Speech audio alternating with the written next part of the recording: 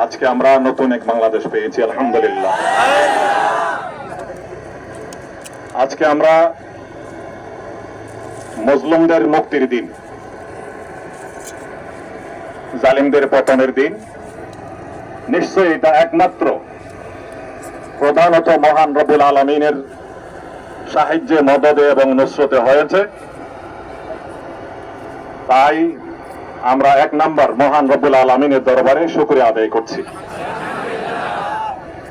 রাসূল করিম সাল্লাল্লাহু আলাইহি ওয়াসাল্লাম ঐতিহাসিক মক্কা বিজয়ের দিন 20 রমজানুল মুবারক 8ম হিজরি যখন মক্কা বিজয় হয়, তখন ওই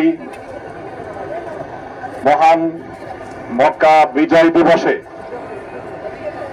কি করতে হবে এই প্রসঙ্গে রাসূল করিম সাল্লাল্লাহু আলাইহি ওয়াসাল্লামের পক্ষ থেকে, আল্লাহর পক্ষ থেকে রাসূলুল্লাহকে জানানো হয় যে যখন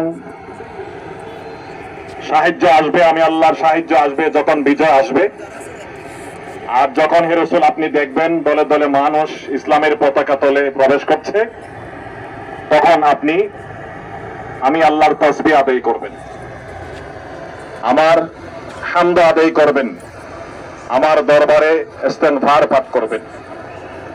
আল্লাহর এই নির্দেশনা পালন করে, তার উপর আমল করে, রাসূল করিম সাল্লাল্লাহু আলাইহি ওয়াসাল্লামের সুন্নাহর উপর আমল করে আজ এই 29 মুহররম 1446 হিজরি 5 আগস্ট 2024 এই বিজয় দিবসে আমরা প্রথমে বলি সুবহানাল্লাহ, আলহামদুলিল্লাহ, আস্তাগফিরুল্লাহ।